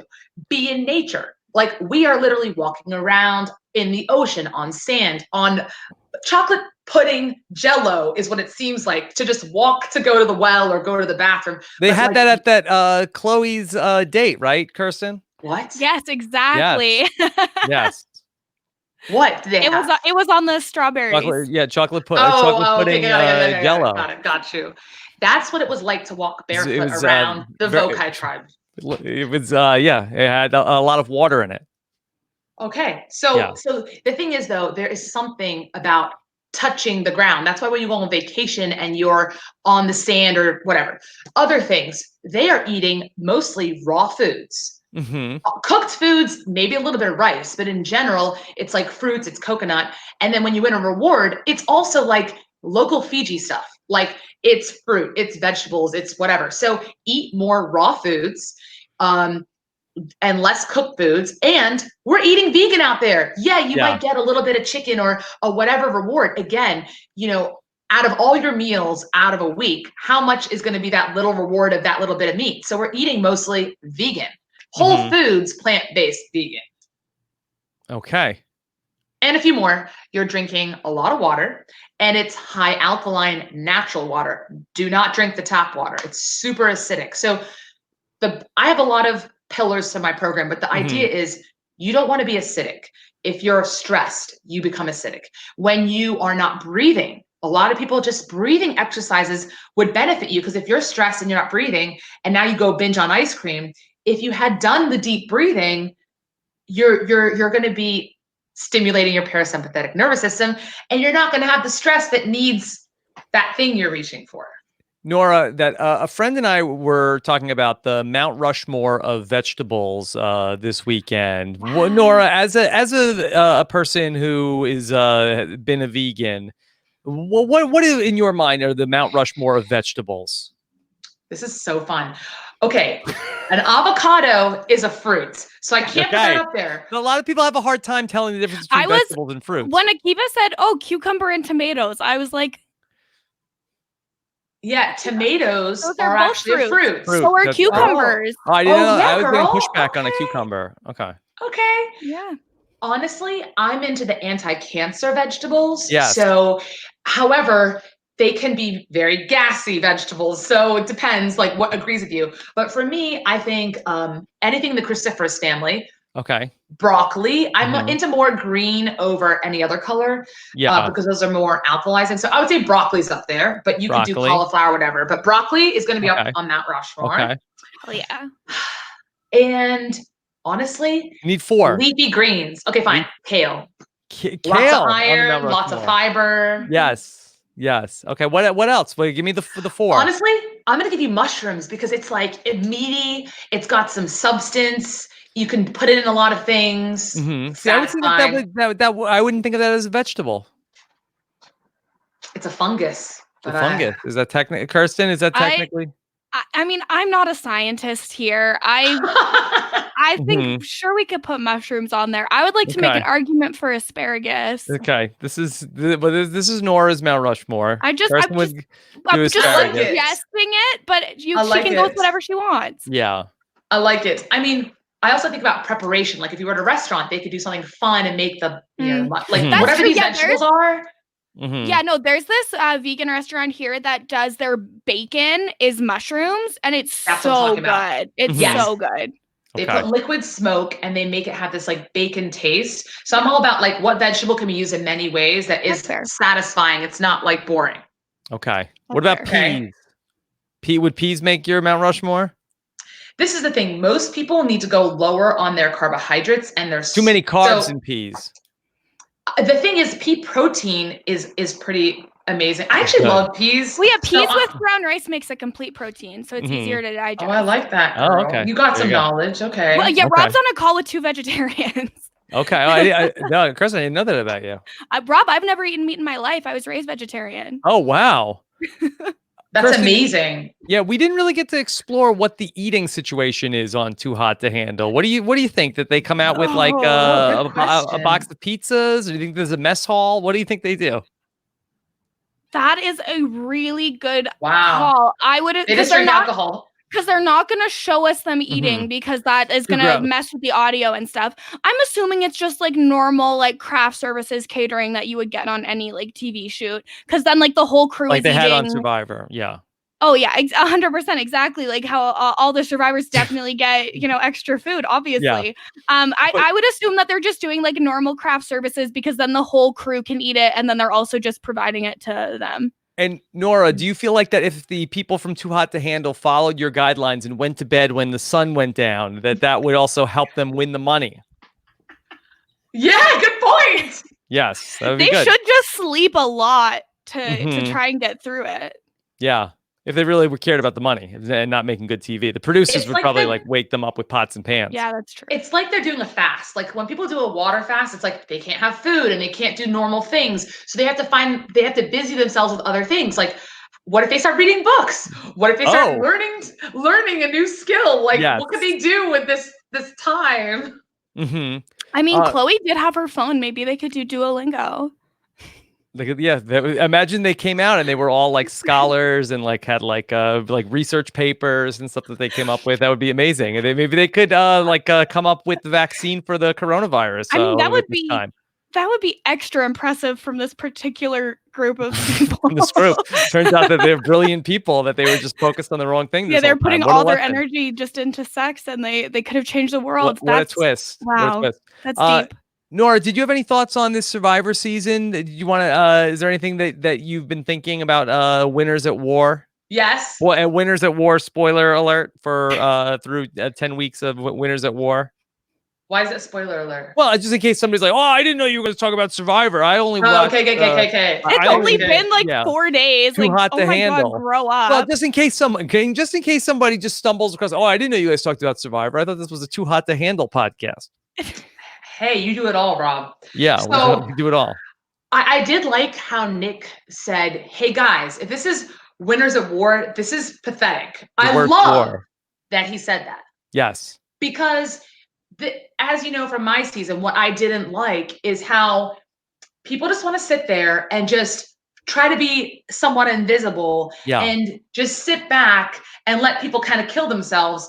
However, if you want to represent as a winner, and you're gonna, for me, it's like they were so deathly afraid to throw out a name that everyone is so afraid to talk and discuss and play.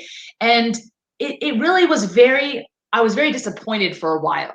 I felt that everyone, their egos are so big because they are who they are, that they're thinking, which I don't like, that way of thinking, like, I should this. And they live inside of a should, and what's my identity? What's my persona? Yeah. And I found it I found it kind of boring. Like, wow, you guys are really holding back. And you go to Tribal and they're just sitting there, and it's just, I was just like, let's go, come on. Yes.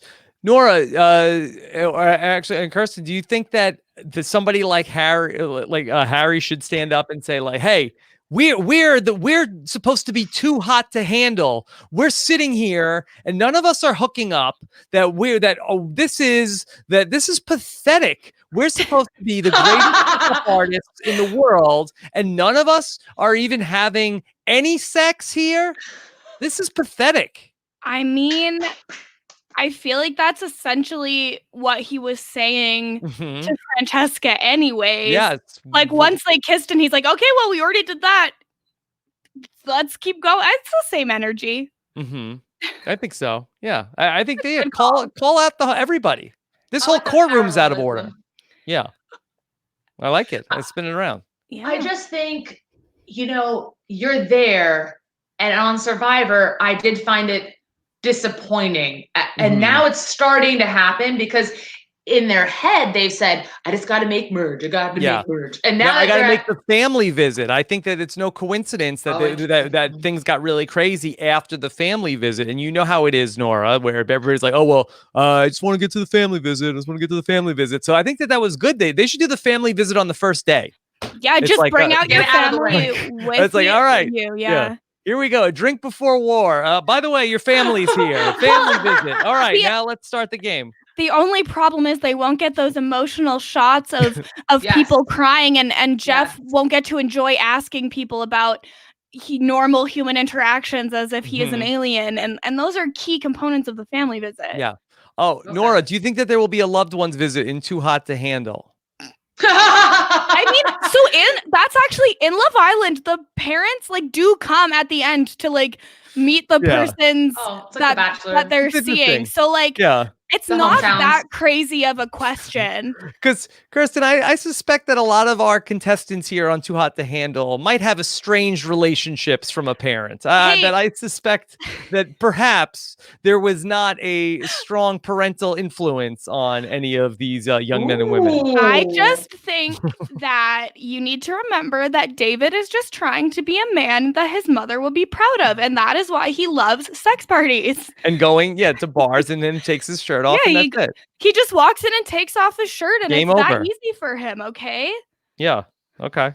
Honestly, the thing is, it's different on The Bachelor, where you're like, "I want to marry this person. What do you think, family?" It's like, "Hey, mommy, I want to have sex with this girl. What do you think about it?" Yes. Green light from you? Yes. And honestly, you're just making me want that to happen more. Mhm. Because the other thing too that I can see happening is like their whole, conceit for this is people are having too much sex, they're having meaningless relationships. We're going to take sex and physical affection out of the, equation so that they can form more deep and meaningful relationships. So are we going to see as the show progresses, people actually end up dating rather than just hooking up? And in that case, would they bring the parents to be like, Mom, I've changed. I know you've been really upset over all these years and I've just been, chasing sex on these apps, but now I've found Yes. the girl of my dreams and we're going to Yes. get married. Like, can you see that? I could see them trying to push that narrative. Mom, I've found the man of my dreams. I want you to meet Sharon. Mom, are you familiar with a can of air freshener? And I just, any girl that has been sent that photo with the air freshener in it that he alludes to, Yes. Do you think that they should call the police. It's not Yes. okay. We'll have some sort of a moment where that a bunch of women will realize that I too have received the air freshener photo. And then, I probably, but then like what, you go to Sharon's house and you see the air freshener in his bathroom, you don't want to touch it. Right. Right. That's scary. I don't know. I'm just like horrified by his whole air freshener situation. Yeah. So one day when we do a Sharon deep dive podcast, we'll ask him why an air freshener? Why not even go with something like a thimble or something that be even more impressive in comparison? A matchbook. I think we've officially jumped the shark here. Okay. All right. There you go. All right. So for more on Too Hot to Handle, check out Kirsten's recaps coming this week. We'll have those in our Rehap Ups feed. The next two recaps covering episodes 3 and 4 and 5 and 6. And then we'll have a roundtable to close things out at the end of the week on Friday night. And that'll be with me in the main feed. Okay. Kirsten, what else do you have going on? So I'm on all social media at Kirsten Said What, including Twitch, where I'm trying to make my Sims more dramatic. So please check me out, twitch.tv/Kirsten Said What. And then Mary. I like that accent at the end. That's really good. What? Kirsten Said What? No question mark, though. No question mark. And then Mary Kwiatkowski and I just covered the musical episode of Riverdale season 4 this week on Kowski Cast. That's Cow with a K. And even if you don't watch Riverdale, I think that was a really fun podcast, and I would encourage people to check that one out. Okay. All right. Nora, have you ever seen Riverdale? I know you don't watch a lot of TV. I don't think it's for Nora. It's bad. It's a bad. You guys were talking on Renap about shows that started good and got bad, and I was like, Riverdale started bad and got worse. Worse. Weird. It just. I mean, I think the season's better than last season, but like, it's not good, and I wouldn't recommend anyone who likes quality TV. They're trying to rise above the noise, I think. Kirsten, do you have ratings like where you like how Siskel and Ebert used to do these ratings that people really used to live and die by? Do you do that for your shows? We do not. You should. It'd be fun. What we do is we struggle to find one person that acted normal in the episode, and we call them the most normal person. And not normal. I mean, if we were looking for a normal person, it would still be hard, but would probably be a little bit more feasible because Riverdale's off the walls. It is not the Archie comics you remember. Okay. And Nora, we're so blessed that you had some time to talk with us today. I know this was not your cup of green tea to talk about Too Hot to Handle. You're good. Yeah. Honestly, who doesn't want to talk about dating and you know what, and psychology of people in a situation with a given premise? I mean, it's always fascinating. Well, that's why I thought of you for this. I was like, oh, this will be so fun. And I bet, that I've been, trying to come up with, ways that we could podcast more. I was like, oh, this would be great to talk to Nora. Yes. Because, you're one of my favorites. I love having you on to talk about everything. I'm going to save this clip forever. No, Nora, you're so much fun. You're so much fun. I'm going to cut it up and put it and post it on all my pages. Yes. And I loved our interview that we did back in January. It was 2.5 hours. I think it was 3.5 hours. Wait, 3.5 hours. Right. Yeah. And it was a joy. It was wonderful. I still have people writing me about it. Like, Yeah. because some people have watched the season late or they watched your stuff late. Mhm. But thank you. I Yeah. mean, I wish I had more to add to this show. But No, that's fine. There's nothing more to add. okay. There's only things to subtract from this show. There's nothing to add. So it's thank funny you. how you call me a dating pro at the beginning. So I was like, you know what? The more you do it, the Yes. less you know. The less you know. What's it about? What's the point? Like, What's the point? We'll Nora, let you know on Friday. why have a whole process? yes. All right. And Nora, where can people find out more about everything that you're doing? You can go to my Instagram. I'm more into Instagram. I do a story constantly. Yes. So Nora Knows Best is on Instagram. I'm Nora Knows Best 1 on Twitter. That's another story. You could go to leanoutnow.com. And I really think in a few weeks, I will have a virtual course. So people at home can, honestly, it's about the nutrition. It's about your habits. It's not as much about the workouts as you would think. Like your body burns, let's say 1,500 to 2,000 calories a day. You think your workout of 300 to 400 calories is going to make that much of a difference? It's not. So it's the other stuff. So I am going to be talking about that. And if you want to buy nutrition bars that will keep you full, but are also delicious and have nutrition, most bars don't have anything in there for you, then you go to superfreshies.com. Okay. And Nora knows what she's talking about because that earlier this year, I just told Nora like a little bit of like what I was trying to do in my personal fitness. And Nora was leaving me so many messages and was going into my macros and what I need to be doing. And it's like Nora, that I'm that won't overwhelmed. Go away. I'm overwhelmed. I sent him probably like 10 1-minute Instagram voice notes because they cap you, and I hate that. And sometimes you're like, oh, I'm on a roll when I had something really amazing to say, and you're like, it didn't catch it. What the heck? Genius cut off. Yeah. All right. Well, Nora, always appreciate it. Scott St. Pierre has what's coming up here on Rob is a Podcast. Lego Masters, one of my son's favorite shows. Check out the recap of the last couple episodes with Liana Boris and her sister. Top Chef, the roundtable was back again this weekend, so check that out in our Rehab Ups feed as well. Oh, Earl Cole, Nora had a great chance to talk with Earl Cole. Had a real fun podcast catching up with Earl this weekend. Check that out. And then Lauren O'Connell was on the B&B this week. I'm looking forward to listening to that one as well, to hear what Lauren O'Connell had to say with Mike and Liana. Your friend and mine, Nora, Bryce, joined me. Very funny podcast that I saw that Kim Spradlin had some great retweets about that. Don't forget to check out Shannon Gus talking to Werner from Survivor South Africa about what's going on with the winners at war. And then we also have find out why the latest player lost with David and Jessica. I don't even want to speak who it was. That makes it too real. Matt Ligori, I'm supposed to record with him in about 10 minutes for this week in Survivor. We got that coming up as well. And then Josh Wiggler on Monday will be back with the Wiggle Room. So be sure to check out everything. Rob? A couple hours tonight, and then we'll be back. We'll be back with the Know-It-Alls on Wednesday night. So we'll do it all again next week, of course.